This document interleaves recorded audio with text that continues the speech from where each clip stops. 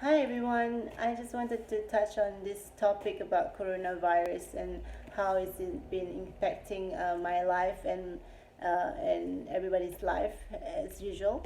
So yesterday I was going to the store to buy food, and some of you who knows that I wanted to put my kids to playgroup, and in Switzerland they've already closed down all the schools, so my elder one will be at home all day. And because I was about to put the younger two children in playgroup, I've already had this mindset that I don't want to buy too much food. However, when Switzerland tell us that we need to close, that they're closing the schools, so I had to think about buying uh, as much food as we can for the family. And I'm not too sure whether we are even allowed to go out or something. So I I normally buy like 1 week's of groceries, but this time I think to myself, maybe we should just buy about 2 weeks to 2 or 3 weeks kind of worth of groceries. Um, and then so yesterday we went to the shop, and I asked my husband, should I buy one or two toilet paper, and then he said just buy one. So we bought just one, and then what happened was, I went to my Bible, and God gave me this verse in the Bible. I will read to you. So, manna and quail from heaven. So then the whole community of Israel um, set out from Elim and journeyed into the wilderness of Sin between Elim and Mount Sinai. They arrived there on the 15th day of the second month, 1 month after leaving the land of Egypt. There too, the whole community of Israel complained about Moses and Aaron. If only the Lord had killed us back in Egypt, they moaned. There we sat around pots filled with meat and ate all the bread we wanted. But now you have brought us into this wilderness to starve us all to death. Then the Lord said to Moses, Look, I am going to rain down food from heaven for you. Each day the people can go out and pick as much food as they need for that day. I will test them in this day. What is it? I will test them in this to see whether or not they will follow my instructions. On the sixth day they will gather food, and when they prepare it, there will be twice as much as usual. So Moses and Aaron said to all the people of Israel, By evening you will realize it was the Lord who brought you out of the land of Egypt.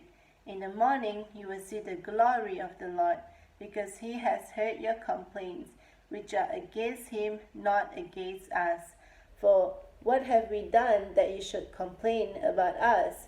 Then Moses added, The Lord will give you meat to eat in the evening, and bread to satisfy you in the morning. For he has heard all your complaints against him. What have we done? Yes, your complaints are all are against the Lord, not against us. Then Moses said to Aaron, Announce this to the entire community of Israel. Present yourself before the Lord, for he has heard your complaints. And as Aaron spoke to the whole community of Israel, they looked out towards the wilderness. There they could see the awesome glory of the Lord in the cloud. Then the Lord said to Moses, I have heard the Israelites' complaints. Now tell them, in the evening you will have meat to eat, and in the morning you will have bread, all the bread you want. Then you will know that I am the Lord your God. That evening vast numbers of quail flew in and covered the camp, and the next morning the area around the camp was wet with dew. When the dew evaporated, A flaky substance as fine as frost blanketed the ground. The Israelites were puzzled when they saw it. "What is it?" they asked each other. They had no idea what it was. And Moses told them, "It is the food that the Lord has given you to eat. These are the Lord's instructions. Each household should gather as much as it needs. Pick up 2 quarts for each person in your tent." So the people of Israel did as they were told. Some gathered a lot, some only a little. But when they measured it out, everyone had just enough. Those who gathered a lot had nothing left over, and those who gathered only a little had enough. Each family has just what it needed. So the moral of the story is that, God hears your voice and your complaints, and He is for you and not against you. He wants to provide for you and your family, so do not fear, because He is with you.